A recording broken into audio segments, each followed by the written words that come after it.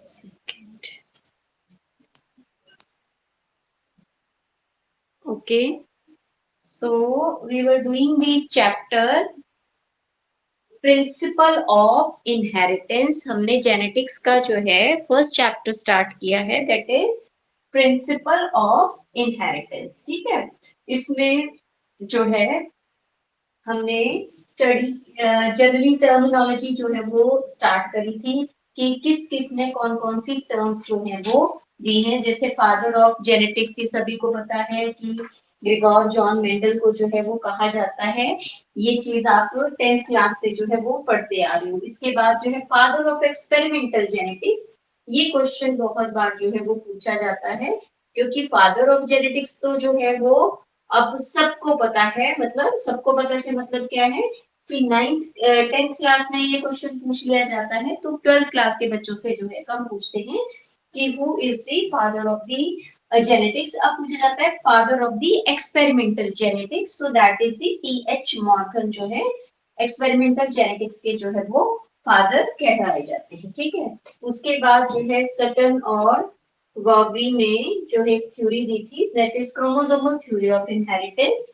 और देन ये जो है rediscovery of the Mendel work, कि मेंडल के वर्क को किसने रीडिस्कवर किया था, तो किया था ह्यूगो डी वेरिस, कोरियन और टेशरमार्क ने 1900 में जो है जो मेंडल था उसके वर्क को जो है वो रीडिस्कवर किया था। ठीक है, इसके अलावा जो है बहुत सारी टर्मिनोलॉजी है इसमें। ठीक है, सो वो भी हम स्टडी करेंगे, टर्मिनोलॉजी भी। सो हियर इज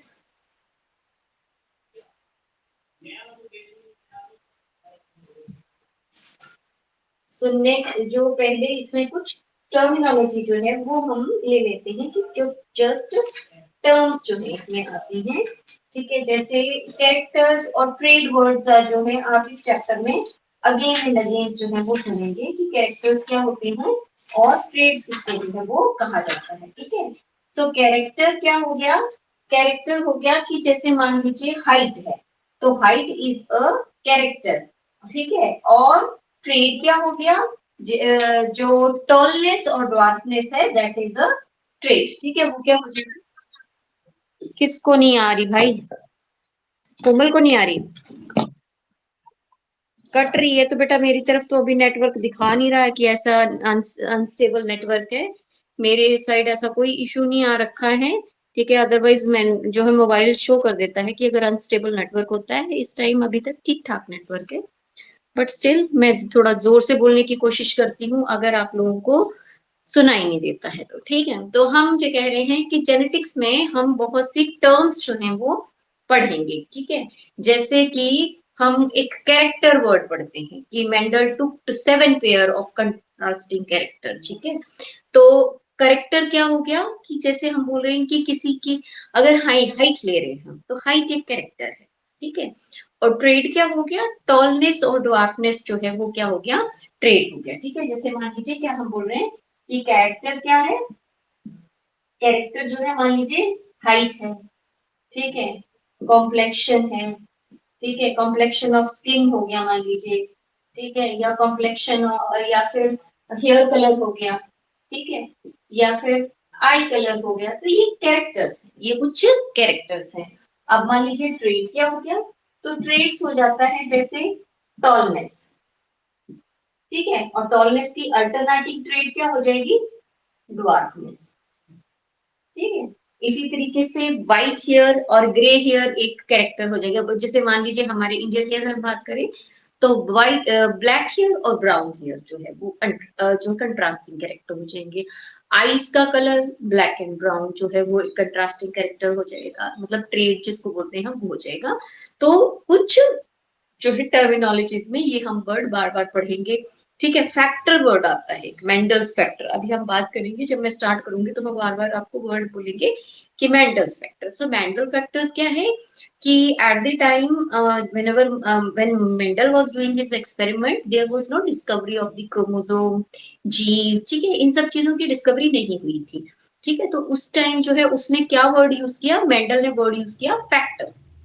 जीन्स के लिए उसने वर्ड क्या किया, फैक्टर वर्ड किया। ठीक है, इसके बाद जो है एलील्स आप नाम सुनोगे, ठीक है, एलील्स, ठीक है, एलील्स, ठीक है। तो एलील्स क्या हो जाएगी, जो एक जीन्स है, ठीक है, सो जीन्स की जितनी ऑल्टरनेटिंग ट्रेड्स है उनको हम एलील बोल देते हैं। अर्लियर जो है इट वाज सेइंग कि जीन एलील क्या होगी कि टॉलनेस और ड्वार्फनेस को उन्होंने एलील कह दिया, बट एलील अब क्या है, टॉलनेस और ड्वार्फनेस ही। हमें जैसे मालूम है कि genes they are always present in pair, हमें पता है कि जीन्स जो है हमेशा पेयर में प्रेजेंट होती है। तो आइदर डोमिनेंट जीन जो है एक साथ प्रेजेंट होगी, या फिर हाइब्रिड कंडीशन में होगी, या फिर रिसेसिव कंडीशन में होगी। तो ये तीनों जो एक जीन के फॉर्म्स हैं इनको हम बोल देंगे एलील। ठीक है, ये सारी की सारी क्या आ जाएंगी, एलील आ जाएगी। इसके बाद हम एक टर्म पढ़ेंगे that is a homozygous and a heterozygous. ठीक है, कि होमोजाइगस और हेट्रोजाइगस इसमें हम वर्ड बोलेंगे। ठीक है, चैप्टर स्टार्ट करने से पहले आई वांट कि आपको जो है टर्मिनोलॉजी जो है वो क्लियर हो जाएगी। ठीक है, तो होमोजाइगस क्या है, होमोजाइगस कंडीशन वो है कि जब जो है when the genes they are when the alternating the genes they are present in a pair and the same type of या same alleles they are present। तो जैसे हमारी जो होमोजाइगस कंडीशन क्या होगी कि जब जो है आइदर कैपिटल टी जो है तो ये डोमिनेंट होमोजाइगस हो गया, ठीक है, और कैपिटल टी स्मॉल टी जो है वो क्या हो गया, रिसेसिव होमोजाइगस हो गया। मतलब जब दोनों जो हैं जीन्स एक ही तरह की हैं तो उसको क्या बोल देंगे हम, होमोजाइगस बोल देंगे। हेट्रोजाइगस क्या आ जाएगा, हेट्रोजाइगस आ जाएगा इट इज जो है जैसे मान लीजिए एक डोमिनेंट जीन प्रेजेंट है और एक जो है रिसेसिव जीन प्रेजेंट है। ठीक है, तो इस कंडीशन को हम बोल देंगे हेट्रोजाइगस या फिर हाइब्रिड वर्ड जो है हम यूज करते हैं। ठीक है, तो ये कुछ टर्म्स हैं जो इसमें। और फिर देन एक जीन लोकस आती है। जीन लोकस में क्या है कि जीन जिस जगह पर प्रेजेंट होती है, जीन्स आपको पता है जीन्स कहाँ प्रेजेंट होती है, genes they are present on a chromosome. ठीक है, जीन्स कहाँ प्रेजेंट होती हैं, genes they are present on a chromosomes. ठीक है, तो क्रोमोसोम्स पे अगर जीन्स जो है वो प्रेजेंट होती हैं होमोलोगस क्रोमोसोम पे, तो जिस जगह पे जो है जैसे जीन प्रेजेंट है, ठीक है, तो मान लीजिए जैसे ये जीन्स है, ठीक है, तो उसको क्या बोल देते हैं, उस पर्टिकुलर पोर्शन जहां पे जीन प्रेजेंट है उसको बोल देते हैं जीन लोकस। उसको क्या बोलेंगे, जीन लोकस बोलेंगे। ठीक है, अब जो है हमने कल जो है मेंडल का वो स्टार्ट किया था कि मेंडल जो है उन्होंने उनको फादर ऑफ द जेनेटिक्स क्यों कहा जाता है। ठीक है, और उन्होंने क्या क्या टर्म्स जो है वो दी या एक्सपेरिमेंट जो है वो किए, तो उन्होंने क्या कहा। ठीक है, उससे पहले जो है जेनेटिक्स जो टर्म्स जो है या जेनेटिक्स का मतलब क्या है, तो जेनेटिक्स का मतलब है जेनेसिस। जेनेटिक्स का मतलब है genesis is equal to genesis. और ये टर्म जो है वो किसने दी थी, this term was genesis term was given by the Bateson. जो है बैटसन ने 1906 में ये टर्म जो है वो दी थी। ठीक है, this is known as the genesis, जिसमें हम जेनेटिक्स एक ऐसी ब्रांच है जिसमें हम स्टडी करेंगे इनहेरिटेंस ऑफ द कैरेक्टर के बारे में हम बात करेंगे। इनहेरिट मतलब इनहेरिट या इनहेरिटेंस का मतलब होता है जो हमें हमारे जो पूर्वज जिसको कह सकते हैं या पेरेंट्स जिसको कह सकते हैं उससे जो चीजें हमें मिलती जा रही हैं, ठीक है, उसको कहते हैं, ठीक है, इनहेरिटेंस। ठीक है, तो इनहेरिटेंस और इसमें हेरिडिटी के ही टर्म में एक ट्रांसमिशन ऑफ कैरेक्टर के रिगार्डिंग एक टर्म दी गई है, like begets like. Like begets like का मतलब है कि जो कैरेक्टर्स हैं वो सेम, मतलब जैसे डॉग का जो है वो पपीज प्रोड्यूस करेगा, ठीक है, कैट जो है वो किटन प्रोड्यूस करेगी,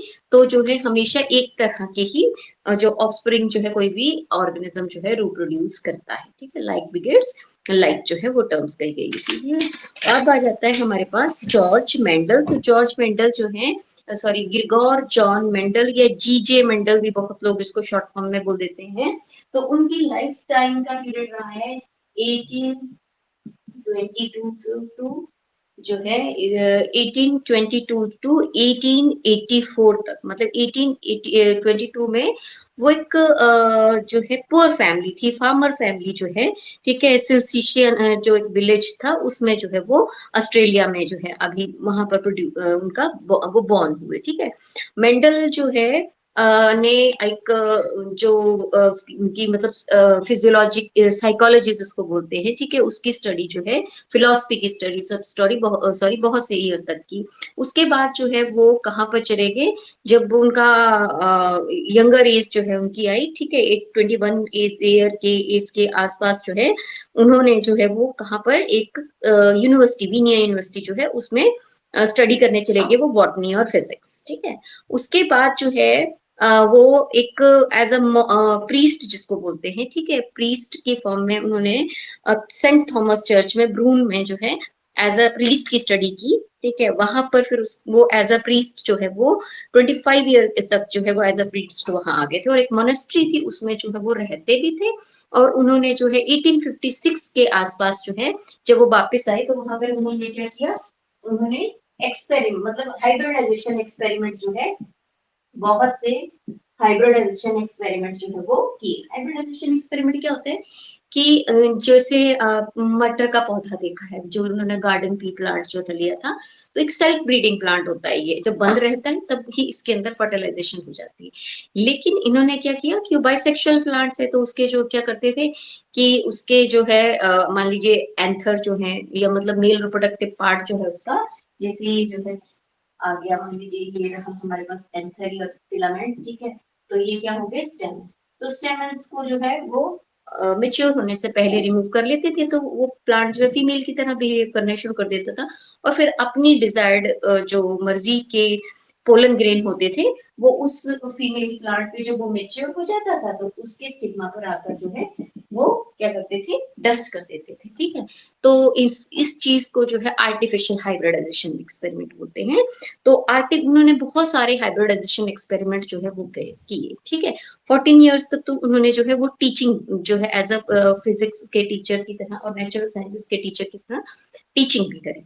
अब जो है उन्होंने ये जब एक्सपेरिमेंट अपने जो है ये करे उन्होंने, और उन्होंने मैंने कल भी आपको बताया था कि प्योर लाइन सिलेक्शन की, प्योर लाइन सिलेक्शन क्या किया कि मान लीजिए जैसे टॉल प्लांट को जो है हाइब्रिड जो क्रॉस करवाया उन्होंने ड्वार्फ प्लांट के थ्रू, तो उन्होंने तब तक जो कराया कि टॉल के अगर सीड हम डाल रहे हैं तो टॉल ही पूरी जनरेशन टॉल आ रही है, ड्वार्फ सीड्स जो उन्होंने डाल रहे हैं तो उससे जो है वो सारी की सारी जनरेशन जो है वो उससे ड्वार्फ प्लांट ही जो है वो शो हो रही है, ठीक है। तो ये एक्सपेरिमेंट जो है उन्होंने किए, और क्योंकि वो ब्रून जिसको चेकोस्लाविया बोलते हैं अब, वो पहले ऑस्ट्रेलिया में था उस टाइम, तो वो ब्रून में जो है वहीं पर ये एक्सपेरिमेंट कर रहे थे, तो वहीं पे उन्होंने जो है अपना ये जो वर्क किया था उसको जर्नल जो है वहां के उसमें पब्लिश भी किया, ठीक है। उन्होंने क्या हेडिंग दिया, experiments experiments on plant hybridisation, experiment on plant hybridisation. और जो है जर्नल था that was proceedings of Brunn natural science society in 1866, ठीक है।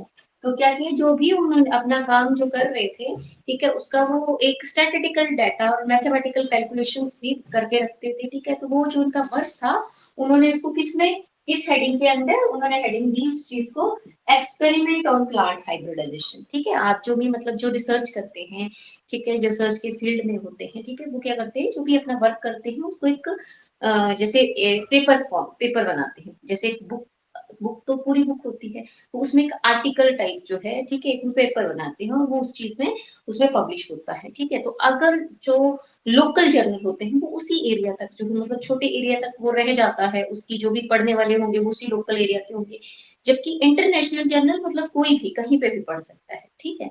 तो उन्होंने क्या गलती की कि उन्होंने जो अपना काम था वो एक लोकल जर्नल जिसका क्या नाम था, proceeding of Brunn natural science society, उसमें 1866 में एक having experiment on plant hybridisation के अंडर जो है वो पब्लिश किया।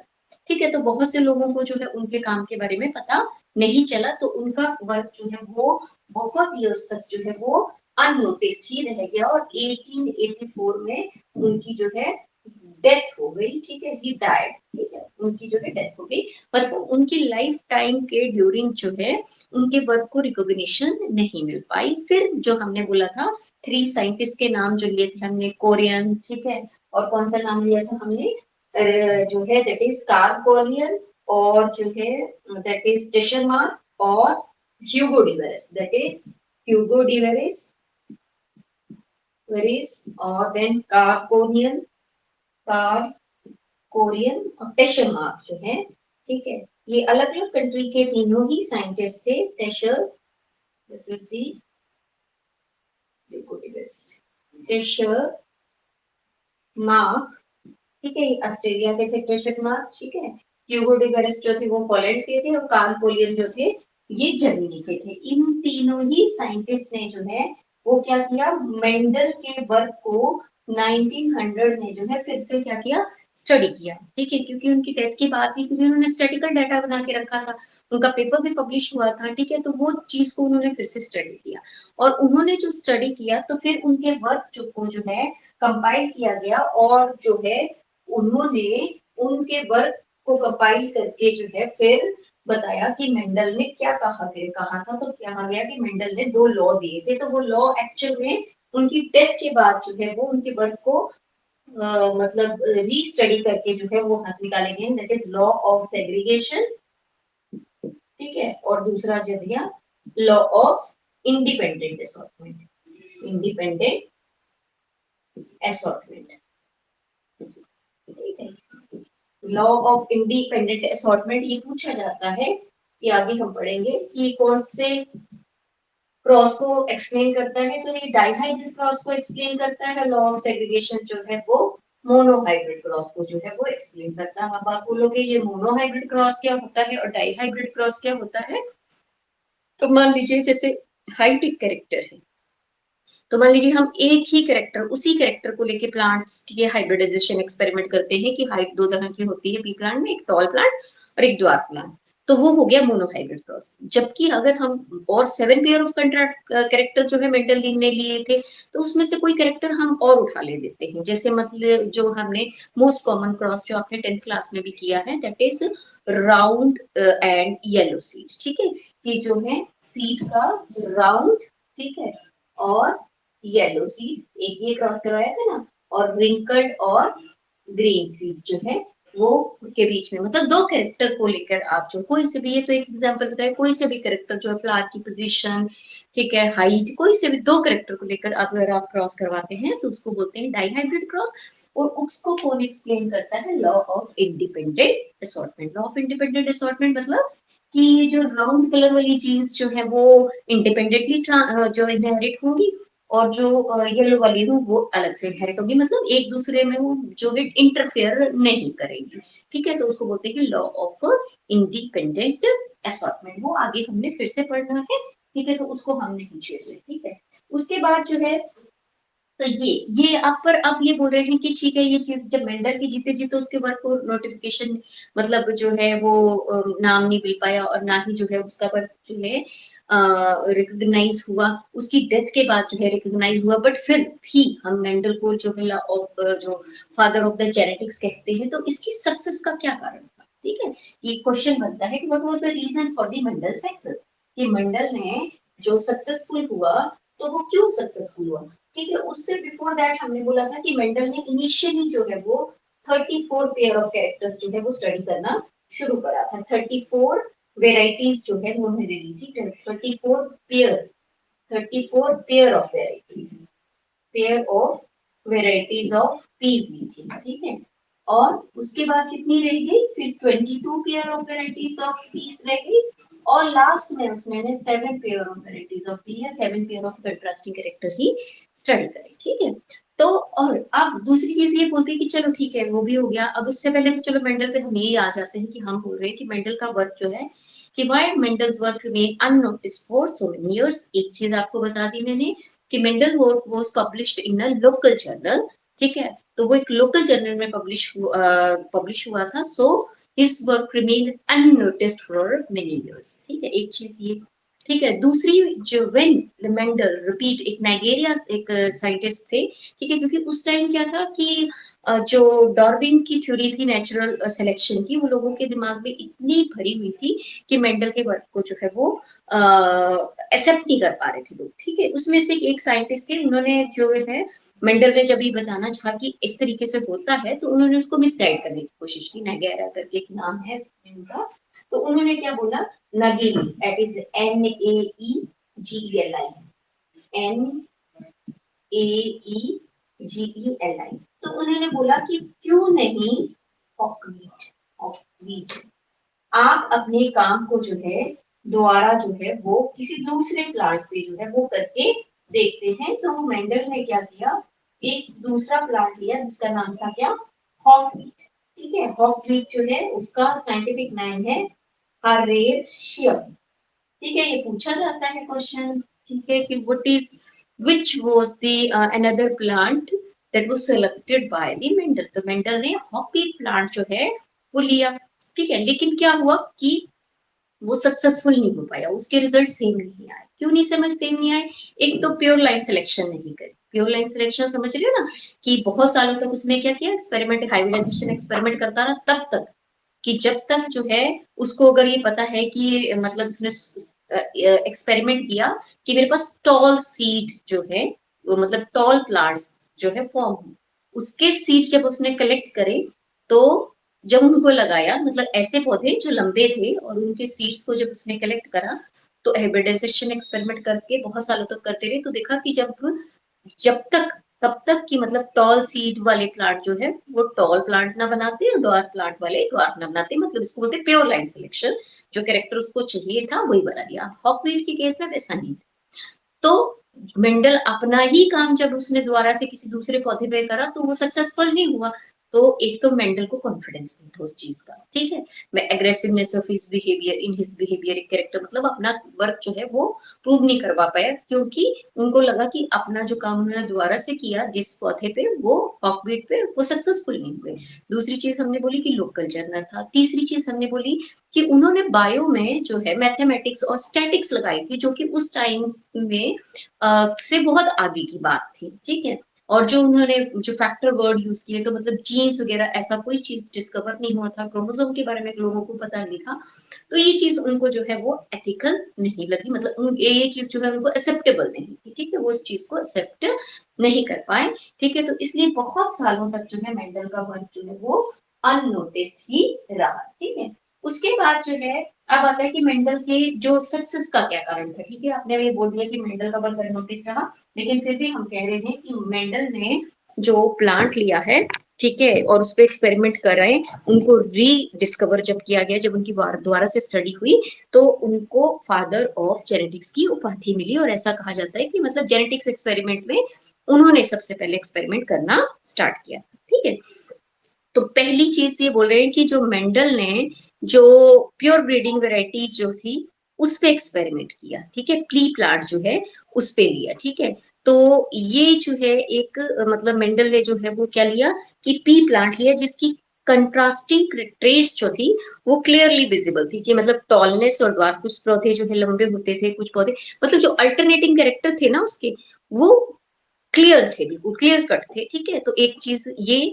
ठीक है, उसके बाद जो है उसने क्या किया कि जब एक्सपेरिमेंट कर रहा था, तो 1 और 2 कैरेक्टर ही वो जो है एक टाइम एक एक्सपेरिमेंट पे स्टडी करता था। ऐसे नहीं है कि 7 पेयर ऑफ कंट्रास्टिंग कैरेक्टर लिए तो उन्होंने एट वंस जो है वो कर लिए। उन्होंने जो है आइदर 1 और 2 कैरेक्टर एक टाइम जो है एक्सपेरिमेंट करते थे, तब लेते थे। ठीक है, और जो है उसके बाद दूसरी चीज क्या उन्होंने बोली कि मेंडल ने जो है सिर्फ, मतलब लकीली कह सकते हैं कि मेंडल ने जो ट्रेड सेलेक्ट की थी वो लिंकेज नहीं शो करती थी, या इनकम्प्लीट डोमिनेंस नहीं शो करती थी। अब ये लिंकेज और क्या होती है ये हम आगे जाके पढ़ेंगे, कि कहते हैं कि मतलब जो दो जीन्स जो है वो कई बार के है बिल्कुल साथ में जुड़ के ही as it is next generation में ट्रांसमिट हो जाती थी। ठीक है, तो वो अभी इस चीज को छोड़ दीजिए।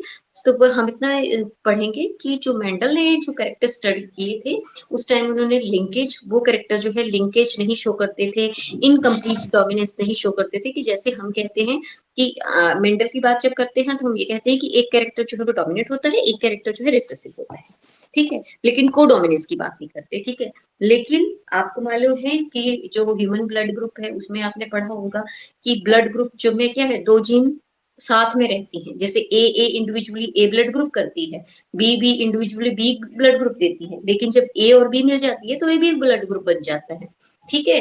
तो जो को डोमिनेंस का फैक्टर जो है इसके कैरेक्टर में, मतलब जो मेंडल जो ने जो एक्सपेरिमेंट किए थे, जो ट्रेड्स ली थी उनमें नहीं शो हुआ, तो ये भी उसका एक क्या कह सकते हैं, लक कह सकते हैं, ठीक है।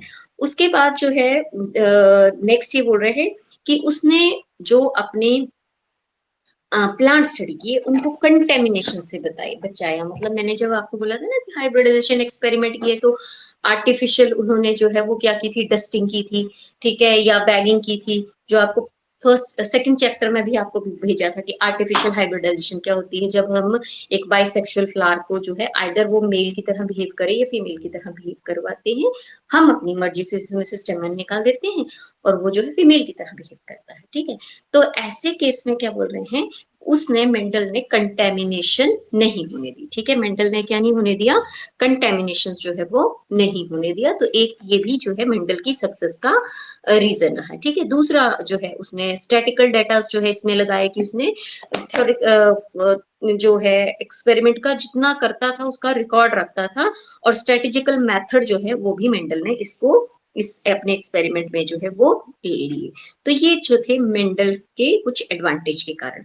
अब एक क्वेश्चन बनता है कि दो क्वेश्चन बनते हैं कि इसमें कि why Mendel selected the P plant, Mendel ने पी पौधा प्लांट जो है वो क्यों सिलेक्ट किया, ठीक है। तो गार्डन पी जो है उसने सिलेक्ट इसलिए किया कि उसमें प्योर वेराइटी अवेलेबल थी, ठीक है, और नंबर ऑफ कंट्रास्टिंग कैरेक्टर, जो मैंने अभी आपको बोला कि टॉलनेस और ड्वार्फनेस अलग अलग से पहचान में आ जाती है, वॉयलेट कलर का फ्लावर थे उसके और एक जो है पर्पल कलर के फ्लावर थे, वो कैरेक्टर भी अलग अलग दिखता है, एक फ्लावर जो थे ऊपर टर्मिनल पोजीशन में थे, एक जो है वो इस तरीके से एक्सियल, मतलब ऐसे एक्सियल प्रेजेंट थे, ठीक है, तो वो भी जो है वो एक कंट्रास्टिंग कैरेक्टर, मतलब साथ के साथ जो भी कैरेक्टर उसने स्टडी किए उसके ऑल्टरनेटिंग कैरेक्टर वो बहुत क्लियर थी। दूसरा चीज क्या थी कि ये प्लांट इजी टू हैंडल, एक तो ठीक है बहुत इजिली इस प्लांट को हैंडल कर सकते थे। तीसरी चीज इसकी शॉर्ट लाइफ स्पेन थी, एनुअल प्लांट था, 3-4 महीने में जो है इसकी जो है आप सीड ले सकते थे, ठीक है, और नेक्स्ट क्रॉप ग्रो कर सकते थे। दूसरी चीज क्या है इसमें कि जो है इजिली हैंडल प्लांट था, हमने बोला था शॉर्ट प्लांट था। हाँ, तीसरी चीज हमने क्या बोला कि सेल्फ पॉलिनेटेड प्लांट था, ठीक है, ये जो जिसको हम जिसमें एक्सपेरिमेंट अपने आप करा लेते थे, ठीक है। जो है देन F1 हाइब्रिड जो थे इसके, मतलब जो F1 जनरेशन, अब आप बोलोगे F1 जनरेशन क्या, तो मान लीजिए जो टॉल प्लांट था और जो हाइब्रिड जो आपका प्योर टॉल प्लांट और ड्वार्फ प्लांट जो है उसके बीच में अगर हाइब्रिडाइजेशन करवाई तो जो पहली जनरेशन आई, ठीक है, उसको बोलते हैं F1 जनरेशन या हाइब्रिड, ठीक है, फर्स्ट फिलाइल जनरेशन जिसको बोलते हैं, ठीक है। तो ये कुछ कैरेक्टर्स थे जो मेंडल के, वो उसको प्योर जो है वो पी प्लांट करने की तरफ जो है थे, कि एडवांटेज क्या था, फायदा क्या था मेंडल ने जो है वो जब इस प्लांट को सिलेक्ट किया, ठीक है। तो ये प्लांट पहले चीज क्या बोलेंगे कि etch plant can be easily grow and does not require much care, ठीक है, ज्यादा जो है टाइम केयर की जरूरत नहीं पड़ती accept at the time of pollination जब जो है वो हो रही है। दूसरी चीज हमने क्या बोला कि शॉर्ट लाइफ स्पेन है, ठीक है, 3-4 महीने में क्रॉप आ जाएगी। चौथी चीज पौधा छोटा है उसको हैंडल आप आसान से कर सकते हो। पांचवी चीज जो कैरेक्टर्स जितने भी लिए हैं उसके कंट्रास्टिंग ट्रेड जो है वो क्लियर है। पांच नेक्स्ट जो है छठी चीज कि सेल्फ पॉलिनेटेड प्लांट है, ठीक है। तो इसमें जो है 7-8 कैरेक्टर्स जो हैं वो आपको पता होने चाहिए, ठीक है। फ्लावर स्ट्रक्चर जो है पी प्लांट का वो अलाउ टू कंट्रोल ब्रीडिंग, की उसमें हम आर्टिफिशियल ब्रीडिंग या कंट्रोल ब्रीडिंग जो है वो कर सकते हैं। तो ये कुछ मेंडल के जो है पी प्लांट सिलेक्ट करने के जो है वो क्या थे, फायदे थे, ठीक है। और उसके बाद जो है उसने हर एक चीज का जो है रिकॉर्ड रखा मेंडल ने, ठीक है, कि जो भी उसने एक्सपेरिमेंट किए उनका जो है वो रिकॉर्ड रखा, तो वो चीजें जो है वो बेनिफिशियल हुई फॉर द फ्यूचर, ठीक है। अब जो है वो वन बाय वन हम सारे के सारे ये जो है एक्सपेरिमेंट वगैरह करेंगे। बिफोर दैट जो है अब आपसे मैं कुछ पूछ लेती हूँ। ऐसा तो नहीं है कि आप लोग लगा के कहीं घूम रहे हो, ठीक है। तो पहले अपने अपने आप को अनम्यूट करिए and I want to ask कि वन बाय वन जो है आप कोई भी आंसर कर लीजिएगा। What was the advantages of the pea plant selection by the Mendel, कि मेंडल ने जो है वो पी प्लांट सेलेक्ट किया तो उसके क्या फायदे थे। कौन आंसर करेगा? कोमल, कोमल आप बता पाओगे बेटा? कोमल अनम्यूट करो अपने आप को, कैमरा भी ऑन करो, कैमरा भी ऑन करो जल्दी से बच्चे। कोमल स्विच ऑन योर कैमरा बेटा। हाँ बेटा शाबाश, बोलो मुझे बताओ कि जो पी प्लांट सेलेक्ट किया ना मेंडल ने, ठीक है, उसकी क्या एडवांटेज थे, क्या फायदे थे? जो भी आपको अपनी लैंग्वेज में आता है, नॉट इन अ मतलब मैं ऐसे नहीं बोल रही हूँ कि आपने एग्जाम में लिखना है उस पॉइंट ऑफ व्यू, जो भी आपको अभी मैंने पढ़ाया उससे जो भी आपको समझ आया उससे बताइए कि मेंडल ने जो पी का प्लांट सिलेक्ट किया तो उसके क्या एडवांटेज थे, कि पी प्लांट सिलेक्ट करने के मेंडल को क्या क्या फायदे हुए। बोलो बेटा। कोमल सुनाई दे रहा है बच्चे, आवाज सुनाई दे रही है? हाँ सुनाओ बताओ। कोई भी एक कैरेक्टर जो भी आपको समझ आया हो, कोई भी एक कैरेक्टर है। नहीं एडवांटेज बोल रही हूँ, एडवांटेज की मेंडल ने जो पी का प्लांट सेलेक्ट किया था ना, तो उसका उस चीज को क्या फायदा मिला, कि पी का पौधा सेलेक्ट करने का मेंडल को क्या क्या फायदा मिला, मतलब क्या क्या कैरेक्टर थे ऐसे पी प्लांट में जिसकी वजह से जो है एक्सपेरिमेंट जो है वो इजी हो गया मेंडल के लिए। बोल दो बेटा।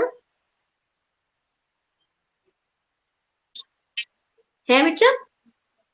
नहीं आता? नहीं आ रहा? कोमल ओके, चलो आप हट जाओ तो फिर जो है किसी को नहीं आएगा तो फिर मैं बताती हूँ। चलो भाई रजनी अनम्यूट करो जल्दी से अपने आप को, कैमरा ऑन करो और बताओ आपको क्या समझ आया कि मेंडल ने जो पी प्लांट सिलेक्ट किया उसके क्या फायदे थे। हाँ जी और? हाँ जी ठीक है और? हाँ जी सब स्मॉलर प्लांट था, ठीक है। पॉलिनेट, हाँ सेल्फ पॉलिनेटेड प्लांट्स था, ठीक है। It flowers main closed and allow self pollination, ठीक है। ओके, तनुजा आप बताओगे बेटा? तनुजा आप बताओगे? है तो आप भी रिपीट करो, करने की कोशिश करो, ठीक है। कुछ हो सकता है एक आध पॉइंट आप एक्स्ट्रा बोल सको, एक पॉइंट इसने छोड़ दिए हैं। प्रियांशु आप? है बेटा? और कैरेक्टर कैसे होते हैं, जो कैरेक्टर, जो कैरेक्टर जो थे वो कैसे कंट्रास्टिंग कैरेक्टर जो थे दैट वो दी इजीली डिटेक्टेबल, ठीक है।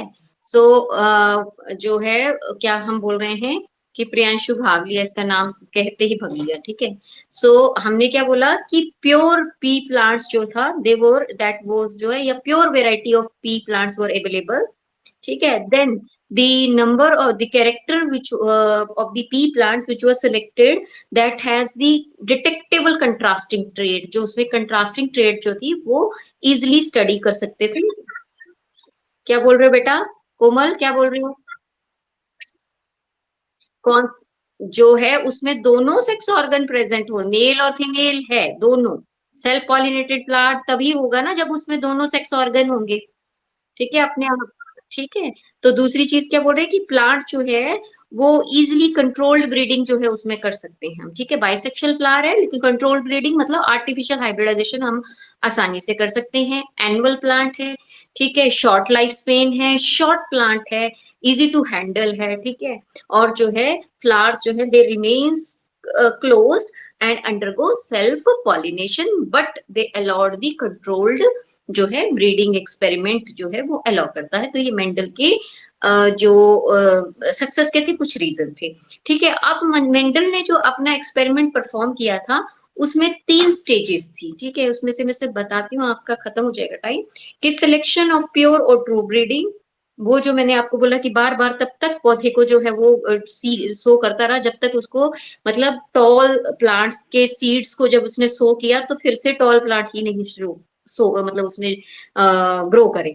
तो ये हुआ प्योर लाइन। जैसे मान लो कोई छोटा पौधा है, ठीक है, उसको हाइब्रिडाइजेशन एक्सपेरिमेंट के थ्रू करवाया है, तो तब तक उसके सीड प्लांट जब तक जो है उसको प्योर लाइन की जो सीड उसने एज अज्यूम किए कि शॉर्ट प्लांट के सीड है, तो वो जब तक शॉर्ट प्लांट ही उसके सीड को शो करता है तो शॉर्ट प्लांट ही नहीं शो करता, तो उसको बोलते हैं प्योर लाइन सिलेक्शन। तो मेंडल ने जो है प्योर ब्रीडिंग या ट्रू ब्रीडिंग जो है वो सिलेक्ट की। तो सिलेक्शन पहला पॉइंट हो जाएगा इसका, सिलेक्शन ऑफ प्योर और true breeding parents, then hybridization and obtaining F1 generation of the plant.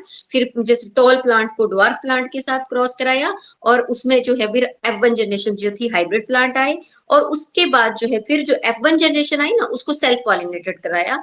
फिर उसके बाद F2, F3, F4 जनरेशन जो है वो ली। तो ये मेंडल के एक्सपेरिमेंट अपने 3 स्टेजेस पर जो है उसने परफॉर्म किए। ठीक है, अब जो है आपका क्लास का नेक्स्ट क्लास का टाइम हो गया है।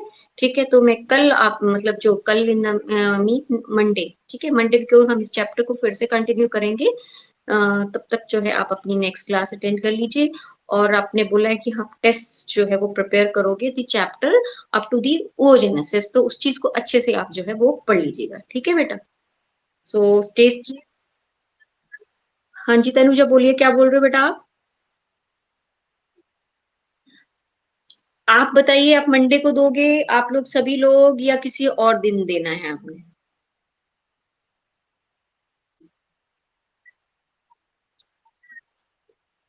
दिलवाऊंगी तो बेटा मैं ऐप में ही आपके कैमराज ऑन करके उसी टाइम में क्वेश्चन ब्लैक बोर्ड पे लिखूंगी, आपको देखे जाएंगे, और आप उस टाइम जो है लिखोगे। ठीक है, बट चीटिंग मत करना। पीडीएफ बना बना के फोटो क्लिक करके फिर मुझे रीसेंड करोगे।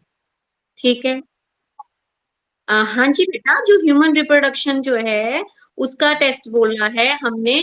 oogenesis गेमिटोजेनेसिस है ना, जो मेल और फीमेल गेमिटोजेनेसिस, स्पर्मेटोजेनेसिस और oogenesis, oogenesis तक हम करेंगे। ठीक है।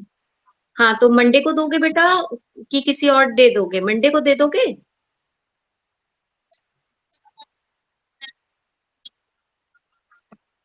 बेटा? अ, तो कब दोगे बेटा? ट्यूसडे या वेडनेसडे? वेडनेसडे कर लो, ठीक है, बट वेडनेसडे को टेस्ट अगर रखा है तो ऐसा मत करना कि कोई आना भी मत। ठीक है, स्ट्रेंथ जो है वो आपकी मैक्सिमम होनी चाहिए। प्रियांशु जो अभी आया था, मैं इन सबके घर कॉल करने वाली थी, अभी मैं इसको बताने वाली थी, ये फिर एग्जिट कर गया। ठीक है बेटा। हाँ। हाँ बेटा, तो रेगुलर रहिएगा, जो नहीं आ रहे हैं मैं उनके घर पे कॉल करना चाहूंगी। ठीक है, अब आप लीव करिए, आपकी नेक्स्ट क्लास है ना बेटा। लीव करिए रजनी बेटा।